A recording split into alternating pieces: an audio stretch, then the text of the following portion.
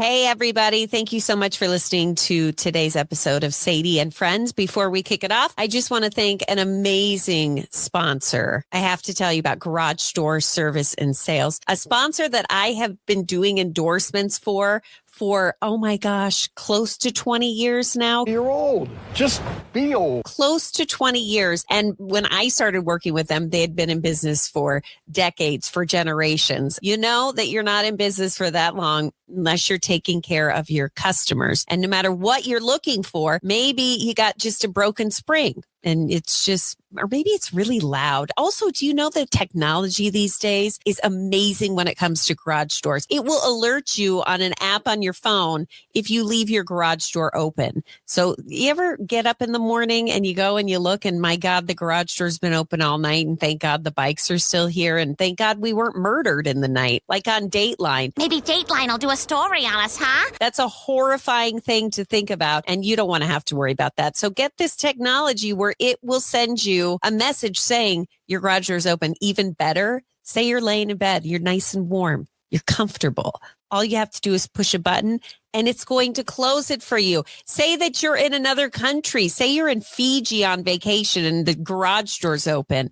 You push a button in Fiji and right here in Colorado, it's going to be going down. How great is that? Garage Door Service and Sales. We're in the future now, baby. GarageDoorServiceandSales.com. Garage Door Service and Sales, a proud sponsor of the Sadie and Friends podcast. I'm going to say the thing you're not supposed to say. Let's talk about marriage. They have like a 2-second rebound rate and you're back doing the next pain in the ass thing. Parenting. Oh my gosh. They have sucked the pretty right out of me. They treat me like it, and I do their laundry. Lucky me. Sex. I'm caught between two evils. I generally like to take the one I never tried. Scary stuff like ghosts. I know it's totally out of left field, but just go with me on this. Boo, you whore. Love. I give you what you need. That's all. I'm talking about taking care of each other the best you can. What's wrong with taking care of a woman? She takes care of you. Friendships. Wink and her necklace says best friends forever. Sure you want it to say forever? I don't think you guys will be best friends forever, no offense. But sometimes you grow apart, and maybe she'll find a new best friend. They end up doing everything together. We're getting so good at this. We're getting so good at this, Kelly. Can you believe it? Kelly, how are you? It's Murder Monday, which means we've got Kelly here, and she's the hostess of the show, ODFM, which is a podcast you can find on across all platforms. I've heard from so many people who say that they have found you and they are absolutely love you. And so, I mean, I knew once we get Kelly out, she should, I don't know why I say once we get you out. I'm not making any sense today. No, it makes sense because like my friends have to work to get me out of my house. It's hilarious because like our book club, if I show up, they're all like, oh my God, I'm the same way. I am the exact same way. And I don't know what it is, but I just don't want to leave my home. I like it. Either. Yeah. Yeah. And they all understand that. So they're so shocked if I do show up, which is great because it's rare. You're like the surprise. Everybody gets excited when you walk in. That's the key. Don't go to everything. And then when you do, they're shocked and excited. Sometimes it's a bad shock. Kelly, what do you got for us today for Murder Monday? I'm going to let you rock and roll on it. Let's rock and roll on it. So first, rock and roll. Yeah, we got to do a little heads up.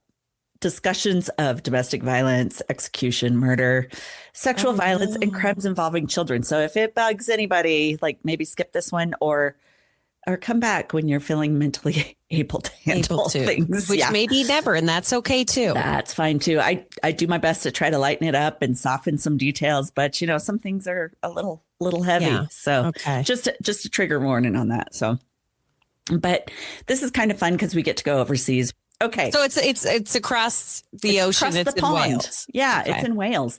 So we're visiting with Timothy John Evans. He was born in November 20th of 1924. So this is kind of a historical one, which I always love. So Tim, as his friends called him, Tim, he had a rough beginning in life. His dad abandoned the family before he was even born, which left his wife to raise the baby Tim and siblings in extreme poverty. So not a good start to life. Poor little not good. Tim. So as a wee lad, Tim had You have to stop doing that. Oh, come on. It takes away. No, I'm just kidding. Do as many accents as you feel you need to do. I didn't in even this do an story. accent there. I just put English words in. You know, Okay. we're in England. We have to be like, Yeah, that's while in true. Rome. Yeah. Okay. So he's a wee lad. Tim had trouble learning to speak. So that sucks. And when he started school, he really had trouble learning to read or any of that. At the time, he was what was considered slow, but I'm doubting people said it that kindly, you know. Right. Yeah. So when he was just 8, he contracted tuberculosis and he had a tubercular sore on his right foot that made walking like a daily adventure. What is a tubercular sore, you ask? Is that what you were going to ask? I was going to ask that. Yeah, Could you yeah. see it? I saw it in your face. So Yeah. these sores develop when the bacteria that cause TB, it spreads from the lungs or another infected area to the skin, which I didn't even know happened, but often it would go through the bloodstream or even through contact.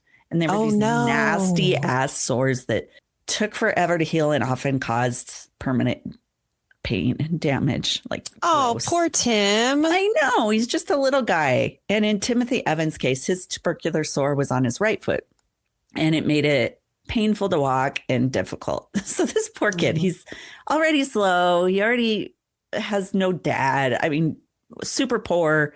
And now he's got this freaking sore. And given that TB was rampant in early 20th century Britain, especially in poorer communities, this kind of chronic infection wasn't that uncommon. But yeah, thank God for that vaccine, just saying. Although it is making a comeback, I've read. I have heard that too. TB. Yikes. Yeah, So crazy. Horrible. And there's like multi-drug resistance. So I could go on. It's a little and on. worrisome. It is worrisome. I read all about it and it was like, thank God that I got the vaccine way ago. Because I think it'll help us. I think. Let's hope. I don't know. Jeez, I don't criminy. either. I know. But back to Tim. So this tubercular sore, it's not his only problem. So that reading and writing weren't exactly something he could actually even do because of the TB. When he got that, he missed a lot of school. So he already couldn't keep up. And so now by this point, he just kind of gives up and doesn't try anymore and leaves school. And I think he was maybe 12 or 13 when he left school. Which wasn't like insanely uncommon in that time. I mean, if you made it to like, how far did Timmy get? I'm thinking to almost maybe 6th grade. Yeah, I feel like he went pretty far for that day and age. You know? Yeah. I know one of my grandpas, when it was the Great Depression, he left at 13 to help try to make money for his family. So yeah, it happens. So anyway, he's so far behind. His IQ is about measured between 60 and 70, which we now know indicates significant intellectual disability. I had to look it up what the average is because I have no clue. It's between 90 and 109. So he was. I'm 89. I'm just a little bit below the line. Gosh. Yeah, I'd say I'm probably an 89. Go ahead. Fake news. Okay, so due to his foot and his intellectual problems, he had trouble holding down a job. So that makes it even worse. So in 1946 or 47, depending on the article you read, of course, everything's a little off. 22-year-old Tim's out there. He's looking for better opportunities, and he moves to the bustling streets of Notting Hill in London. It sounds quaint, right? Sounds romantic, yeah. It does. It's got all these cobblestone streets, and I'm sure there's like fish and chips and all that fun stuff. And there's Tim with his charming Welsh accent. Yeah, which I had to look it up. I guess it's like, it's very sing-song, and it goes very long. Yeah. Okay. So I get what you're doing there. Some people find it charming, others very annoying. So he's trying to make a living as a lorry driver. At first I thought a lorry, that sounds cute, like a taxi. No, it's a semi. It's a semi truck. Oh, yeah. I was know. thinking like a taxi or That's maybe what like I a thought. horse-drawn carriage or something cute. No, it's really dumb. It's too pretty to be a semi truck thing. But it's here in Notting Hill, London, that our man Tim, he meets the lovely 18-year-old. No, her name. Okay, Beryl Susanna Torley. Beryl. What? I know, Beryl, like Meryl, but with a B. Okay. So it looks Well, prettier that's than it interesting. sounds. Yeah, Beryl. So by all accounts, she was like Tim in her manner of not so smartness and difficult upbringing.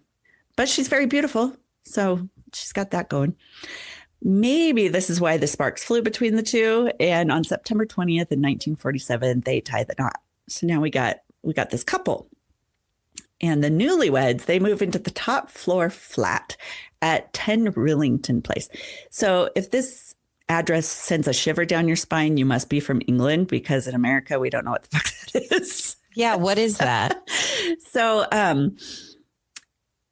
break it down. Okay, for us Yanks. You know how the mere mention of places like Amityville can make you wonder, like, why the hell do people keep trying to move into this damn house and live it? Well, for Brits, 10 Rillington Place is this. Okay. Has that same vibe, chill vibe, supposed ghosts. If I was a believer in that, I don't know, stick to the rivers and lakes that I'm used to. You don't know? You don't believe in ghosts? Not really. I mean, you don't? No. You think when you die, is that it? Or do you think you die? Oh, yeah, kind of like, you're just, so you better enjoy this freaking life. That's my idea of it. I don't know if it's true. If there is ghosts, I'm doing some hella haunting. I'm going to haunt some people too. I have a list. With my kids just for fun. Yeah, that's sweet. Can't get rid of me, guys. Here forever. But Tim and Beryl's downstairs neighbors, they're the Christies, John and Ethel. Such a great name. It's such a good old name. So John, he's this former special constable. He has this penchant for being helpful, sometimes a little too helpful, as it would turn out. One of those types. But life, well, not like we expected it to be a fairy tale, but life is not a fairy tale for Tim and Beryl. They've got financial struggles. Tim starts to become very fond of the local pub, and Beryl has challenges with housekeeping, which led to quarrels. And I was like, I think I'd be pissed off if my life was about housekeeping too. So right. And also we have to keep in mind, I mean, they both have lower IQs, so that stuff might be hard. No shit. Yeah, it'd be really hard. So at this point with the housekeeping, I'm already on Beryl's side of the fight. Okay.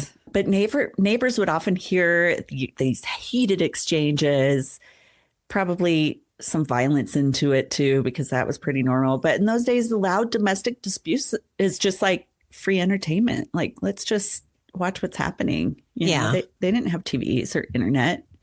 They did have TVs, but not too much. And it was also a time, I would imagine, where people didn't really get involved. It's like, that's not really our business. Yeah, let's just listen through the walls with a glass. Yeah, but not in, yeah. Oh, no, they're not going to go knock on the door or do anything about it. So in October of 1948, this unhappy couple, they welcomed their first daughter, Geraldine. And just a year later, in 1949, Beryl finds herself pregnant again. Oh, my God, Beryl. They already don't have any money. Shit. Oh, leave her alone, Tim. But their finances are already stretched thinner than my accent abilities. So, wow. I know. I mean, it is thin. They are poor. Oh, so another child seems like impossible to support. They don't know what to do. They're desperate. So they considered abortion, which at the time was very dangerous and illegal. So they're at a loss of what to do. And their couple's neighbor, John Christie, the one that's downstairs, he's like, you know what? Lucky thing you came to see me, because I happen to have a great deal of medical skills from my time in the war. This doesn't sound great. Oh, don't trust your neighbor. So he tells them that, you know, I can help Beryl with this special procedure. And the two trust him. They're probably filling out options. Beryl agrees to have him take care of their problem. So John, I know. So this John Christie, at this point, he's nearly twice the age of Tim. He's this respected community figure. He had survived a mustard gas attack in World War One. My God. He had worked as a policeman and then a postal clerk. So he's very well known in the community. Everybody really likes this guy. So, and Tim's simple, he's like, hey, sure, whatever. It tracks, right? You would trust that. Yeah, totally. And they have this unlikely friendship. And Tim looks up to John as kind of a father figure. He never had one. So the couple is more likely to trust such a good friend with this kind of thing. Right. But I mean, I trust you a lot, Sadie. But if you came at me with I've seen 3 seasons of ER, just lay down. Sarcoidosis. It's always sarcoidosis. That's insane. So I would run if something like that. But Beryl agrees to the procedure. She is desperate. She's probably not fully realizing how dangerous it is as well due to the intellectual problems, but who knows? So sometime in November of 1941, Beryl grabs her infant Geraldine. They go downstairs to the Christie's apartment. Oh my God. And she even has to take the other kid? Yeah. Step up, Tim. I know. No, I think he's at the pub. So John's wife, Ethel, she's not home in the time. And Tim's gone. I'm assuming either working or at the pub. I don't know. Maybe driving the lorry around. So. Semi. Yeah. I like saying lorry. But what happened isn't totally clear. At this point, I don't know. The powers that be likely believe this. So John put some sort of device over Beryl's mouth and nose, telling her that it would numb the pain during the procedure. Ugh. Really, this device he used was designed to put her out completely. Fully so it was unconscious. Like ether? It was like gas. They gassed her. He gassed her. Well, what they did at this time. So at 10 Rillington Place, the gas supply that warmed the building included coal gas, which had high levels of carbon monoxide. Stop it. No. So John Christie, he had used this rubber tube and he had attached it to the kitchen gas pipe to administer the gas to her. I know. So coal gas poisoning, which is what he's doing, it quickly causes dizziness and unconsciousness and ultimately death if it's not stopped in time. So he's got her under now with this gas. She's unconscious. He does what he was actually planning, which wasn't helping her. No, he doesn't do that. No, he chokes her until she dies. And he's not the type who likes people alive when he does his nasty deeds. Oh, no. Mm-hmm. This is an upsetting episode. I'm going to have to put awful. caution, before. Trigger warnings. Yeah. So he's known as a necrophile. So he assaults Beryl after she dies. And a necrophile is somebody who likes to have sex with dead people. Yeah. Yeah. I was trying to put it in a different way, but that's pretty much what it is. Yeah. Yep. He's just disgusting is what he is. So after this nasty act, John goes into the room. This is the one that really, really bothers me. He goes into the room where poor little Geraldine is, the baby. Oh. We're just going to put it quickly. He strangles her and then, kills her. Oh, no. Wraps both bodies in blankets and hides them in a shed in the backyard of the building, which I read was actually the wash house where people would do their laundry. Oh. So he must have hid them well, though. Yeah. Or people didn't do laundry very often. They're like, it's raining. Let's hang out the laundry. We'll just rain clean it. Plus, if it's like a shady area, that may it is. It's not the best. Yeah. Not the best. But so later, Tim gets home and John comes to him with the devastating news that Beryl had passed away during this botched abortion. Yeah, but how do you explain the baby? The baby didn't get a surgery. Right. Okay. So John convinces Tim that because of this, Tim, you're going to be in trouble with the police because you asked for the abortion. Oh, no. So John tells him, you know what? I gave Geraldine, the little baby, to a childless couple who wanted a baby. So she's taken care of. You just need to leave town immediately. He has Tim convinced that, you know what? You're going to be the one in trouble, not me. So yeah. So Tim flees. He's simple-minded. He's like, I don't want to get arrested. So he leaves. He's thinking the police are after him. for the death of his wife. He fled back to where he grew up in Wales. And once there, Tim's guilt just consumes him. He is devastated by Beryl's death and, missing his child and all that. Yeah. So he goes to the police station and he confessed, kind of. He believed John's version of what happened, of course. So he tells the police that he kind of makes up a story. He said he had accidentally killed Beryl by giving her something that was supposed to cause an abortion. Oh. So, yeah, they ask him, okay, well, where is the body? And he tells them, I threw it in the sewer outside of the building just to make shit up. Yeah. So police go to search the sewer to recover the body, but they can't find it, probably because it's not there. Right. But they question Tim again, and Tim ends up giving several different stories. Ultimately, he does tell them the true story about John Christie's involvement. But police know John well. I mean, he's an upstanding citizen. He's been a policeman with them. They know him. So they're like, well, Tim, you changed your story like 14 times. What are we going to believe? Tim. Right. He's simple. He's seen as policed by kind of this compulsive liar, not trustworthy. So they toss aside the idea that John had anything to do with Beryl's death. And they don't even kind of look into it. So Tim's case goes to trial. It's a quick one. Despite telling the true version of the story repeatedly to the jury, they dismiss his claims. And he's not only convicted of death for Beryl, but also for the death of his daughter, Geraldine. Oh, no. I know, because her body hasn't been found, but she hasn't been seen since that day. So they believe he must have killed her. He's not sentenced to jail. He's sentenced to death, and he is actually put to death. Oh, no. I know. On March 9th of 1950 by hanging. And he had maintained his innocence until the day he died. Oh, no. That's a horrible story. It's is horrible. That the end? No. Is that the end? This is not. You would think that would be the end of the story, but it's not. So in 1953, the Christies moved out of their apartment and new tenants moved in. At this point, this building, it's dilapidated. Tenants are claiming, oh my God, it smells so bad because it's rat infested. It's just bad. It's bad. The whole place smells. So everyone assumes it's because these rats are dying all over. There's a bad problem at the apartments. And the new tenants that move into the Christie's former apartment, they're DIYers. They're like, we're going to do some renovations and make this place look better. So, yeah, they get into the kitchen to do some work on it and pull back wallpaper only to find a hidden door. Oh, hidden doors are never good. Never a good sign. Yeah. So when they open this hidden spot, they uncover this big secret that John Christie had been keeping all these years. Within this secret storage area, they find the bodies of 3 women. What?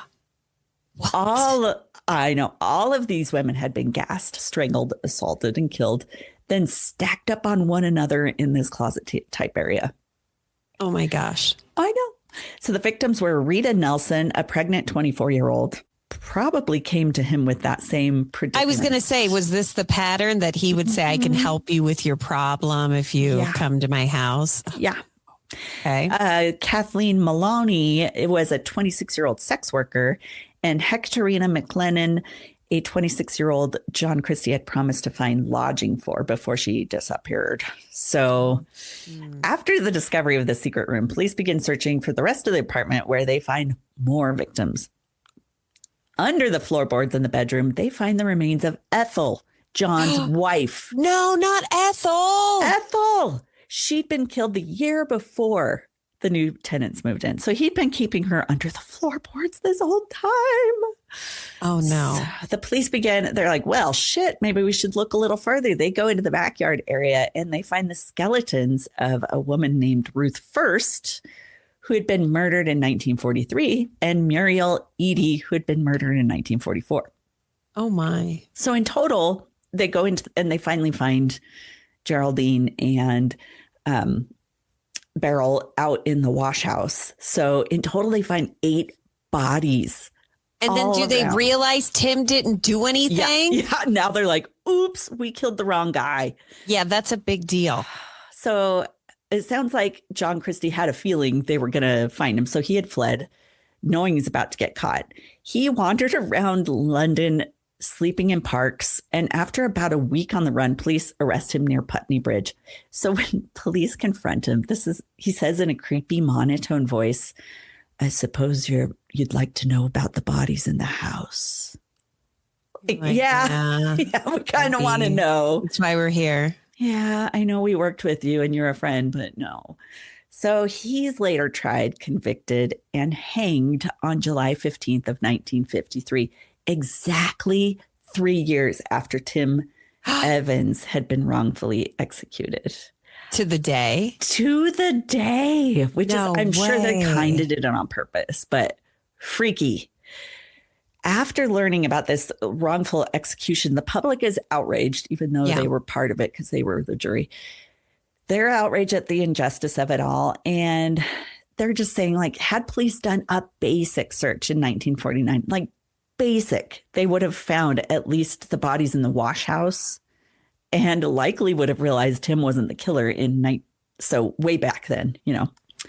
And in 1966, Timothy Evans was officially pardoned after the incident.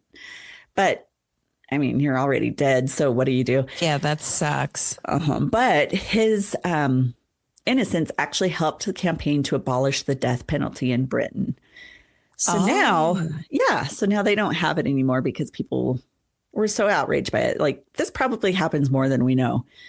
So 10 Rillington Place, the place that all the Brits are like disgusted by, it's no longer a popular spot to live. What? So is it abandoned today? It was considered a house of horrors, so that they finally demolished it in the 1970s. So you can't even go search for ghosts there, but it's like Cabrini Green. Oh, you know, I've driven through there. Yeah. Accidentally. Yeah. Rough. Bad. Very scary. Bad. Yeah. You don't want to hang out there. Yeah. So that is the story of poor Tim Evans, who really didn't do anything wrong, but I feel bad because in the beginning, I'm like, oh, Tim. Yeah. What the fuck did you do? Yeah. Tim, what did you do? Mm-hmm. And then it turned out Tim didn't do anything at all. And he really kind of got screwed in the end. Pretty bad. Yeah. I think John Christie was like, this guy is such an easy mark, you know. That's so sad. I know he was thinking he could put it all on him, but the whole time he'd been this serial killer that nobody even knew was among them. What's so weird is there are so many stories like this that you hear about like Ed Gein and you hear about like Jeffrey Dahmer but think about it. There are so many other psycho murderers out there. So many. And they're thanks for listening. Ongoing. Sleep well. Yeah. Yeah. That's it. Well, Kelly, gosh, thank you so much for coming on for another Murder Monday. Be sure to follow her podcast. It's called ODFM. And you also have a store that you own. If you want to do a little bit of shopping, just go to thistle.com. Thistle Wellington. Oh, Thistle Wellington. Yes. Yeah. ThistleWellington.com. Yeah. All right, friend. Thank you so much for coming on the show. We'll see you next Monday. Thanks for having me. See ya. Bye, Kelly. Thank you so much for listening to today's episode of Sadie and Friends. Want to thank the folks over at Polar Bear Plumbing, Heating, and Air, a wonderful sponsor on this show. I gravitate a lot towards local businesses who are owned by family because I understand the struggle. I grew up where my dad started his own concrete company. And so I get it. When you are owning your own business, this is hard work. And I love that it's like a family operation. They all work together. They all do something important to bring you a wonderful product. And that's their skills when it comes to your AC unit, when it comes to your furnace, or when it comes to something getting stuck in your toilet or your drain. If you're like me, I'm like Bigfoot. When I take a shower, it's like, I don't even know how I have hair left. Just bunches of hair just coming down. That happens constantly. And so you got to call my friends at Polar Bear Plumbing, Heating, and Air. I know that I have their information. It's hanging on my refrigerator so that if there's ever an issue, because that's another thing. Forget about the plumbing. I want to be comfortable when it comes to the temperature. We're about to be making a switch here, so don't get all comfortable because before you know it, it's going to be sweltering heat. And that's where you go see my friends at Polar Bear Plumbing, Heating, and Air. Just go onto the website, polarbearpha.com. Polar Bear Plumbing, Heating, and Air, a proud sponsor of the Sadie and Friends podcast.